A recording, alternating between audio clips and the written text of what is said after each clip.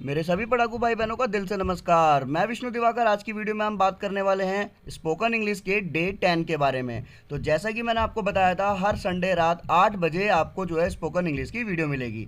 तो चलिए वीडियो को स्टार्ट करते हैं देरी ना करते हुए। तो आज डे 10 में क्या आपको पता है, आज हमारा जो टॉपिक होने वाला है वो थोड़ा सा हटके होने वाला है। यानी कि एक रूल जो मैं आपको यहाँ बताने वाला हूँ, इसका इस्तेमाल आज हम डेली लाइफ में बहुत करते हैं।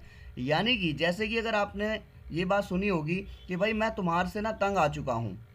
वह सुबह से लेकर शाम तक अपनी बकबक करती है तो मैं उसकी बकबक से परेशान हो चुका हूँ। मेरी माताजी जो हैं खाना बना बना कर थक चुकी हैं। तो जब भी कभी आपके सामने ऐसे वाक्य आते हैं कि मैं परेशान हो चुका हूँ, थक चुका हूँ, तंग हो चुका हूँ, ऊब चुका हूँ, इस तरीके से कोई भी सेंटेंस अगर आएगा तो वो किस तरीके से बनाया जाएगा, तो आज की वीडियो में हम वही बात करने वाले हैं। तो use of fade up with. अब फेड अप विद का मतलब होता है ऊब जाना, थक जाना, पक जाना या फिर परेशान होना। और हम इसमें एक और चीज़ ले लेते हैं, अगर आ जाए तंग हो जाना, है ना, तंग, तो भी हम लोग इसके अंदर फेड अप विद का यूज़ करेंगे। तो अभी फेड अप विद का जो यूज़ है ये होगा कैसे, है ना, ये किस तरीके से आप इस्तेमाल करेंगे यहाँ पर, तो मैं आपको बता देता हूँ। सबसे पहले हम देखते हैं इसका सीक्वेंस। तो भैया सीक्वेंस जो है वो आपका इस तरीके से होने वाला है। तो आज मैंने जो है सीक्वेंस खुद अपने जो है पेन से नहीं लिखूंगा, बल्कि मैं आपको यहाँ पर मैंने टाइप करके ऑलरेडी रख रखा है, जिससे कि आपको अच्छी तरीके से विजिबल हो और समझने में भी आसानी हो। तो सीक्वेंस में भैया आपके सामने रहेगा जैसे कि he, she, it, name, singular. अगर इनका यूज़ करोगे तो इनके साथ लगेगा is, then, fed up with, ये रूल लगाना है आपको। और अगर कोई वर्ब नहीं है तो वहाँ पे नाउन आएगी, और अगर वर्ब है तो यानी कि नाउन नहीं आएगी, वहाँ पे वर्ब की फर्स्ट फॉर्म प्लस आईएनजी लगेगी। ठीक है ना। अभी मैं आपको बताता हूँ किस तरीके से। सीक्वेंस 2 भी देख लेते हैं ज़रा हम लोग। आई के साथ भैया एम लगता है, इसमें भी हमें फेड अप विद लगाना है प्लस नाउन या फिर वर्ब की फर्स्ट फॉर्म लगानी है। ठीक है। अब you, we, they and plural अगर आ जाए तो इनके साथ लगेगा आर, और फिर वही फेड अप विद, और उसके बाद में नाउन आएगा या फिर first form of the verb आएगी, और प्लस में ऑब्जेक्ट लगा दीजिएगा। तो चलिए यहाँ पर हम सेंटेंस देख लेते हैं कुछ, और मैं आपको समझा देता हूँ कि वो जो हमारा सीक्वेंस है वो किस तरीके से काम करेगा। तो मैं तुमसे परेशान हो गया हूँ। तो देखो, मैं तुमसे पक चुका हूँ, मैं तुमसे थक चुका हूँ, मैं तुमसे परेशान हो गया हूँ, या मैं तुमसे तंग आ गया हूँ। ऐसा कोई भी वाक्य आएगा तो हमें ऊपर वाले रूल के अकॉर्डिंग ही बनाना है। मैं को हम क्या बोलेंगे, आई। आई के साथ क्या लगेगा, एम। और उसके बाद में परेशान हो जाने को, तंग हो जाने को, थक जाने को, ऊब जाने को, इन सब चीज़ों के लिए हम लगाते हैं फेड अप विद। तो हम यहाँ पे लिखेंगे फेड अप विद। अब यहाँ पर हम देखेंगे, इसके बाद मैंने आपको बताया था या तो नाउन आएगा या फिर यहाँ पर कोई भी वर्ब आएगी। तो हम यहाँ पर बता रहे हैं क्या, कि I am fed up with किससे, तुमसे। तो तुमको क्या बोलते हैं, यू।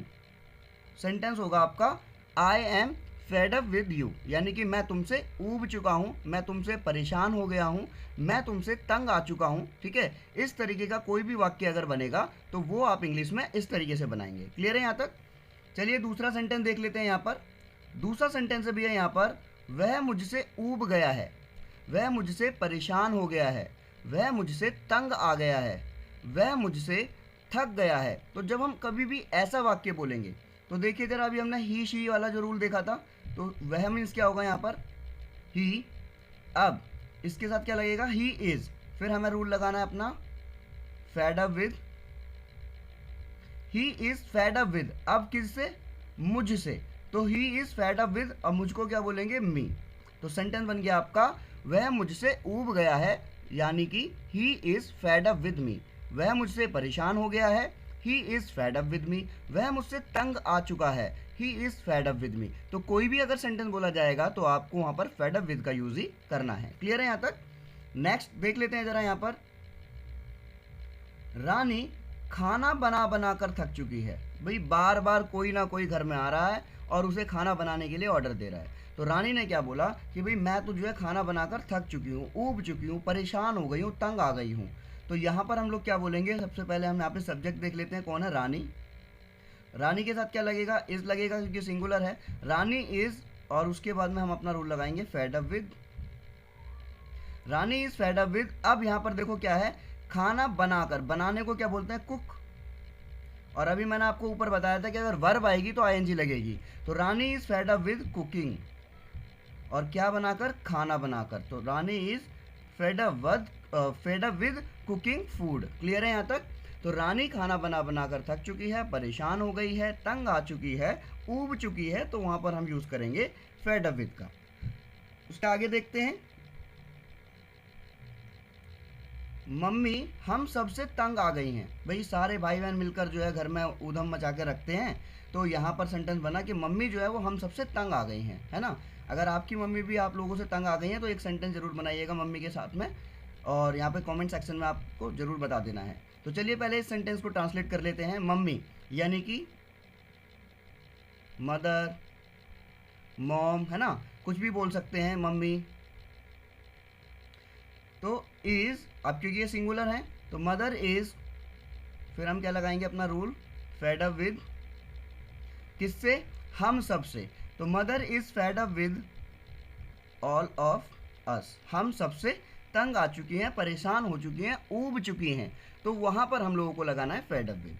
तो आई होप आपको जो है ये रूल समझ में आ गया होगा कि फेड अप विद का यूज़ आपको करना कहाँ पर है। ठीक है, ये मैंने आपको रूल यहाँ पर बता दिया है। और डे 10 में आपको क्या करना है, डे 10 के अंदर अब आपको यहाँ पर जो है कम से कम 5 सेंटेंस जो है फेड अप विद के बनाने हैं, और कमेंट सेक्शन के अंदर लिखकर जल्दी से जाना है। ठीक है, तो आप लोगों की जो कमेंट्स आएंगे वो मैं आपको यहाँ पर जो है लाइक करूँगा उस कमेंट्स को, और देखूँगा कि आपने सेंटेंस सही बनाए हैं या नहीं बनाए हैं। तो आगे की जानकारी के लिए बने रहिए हमारे साथ। जब तक के लिए bye bye, thanks for watching.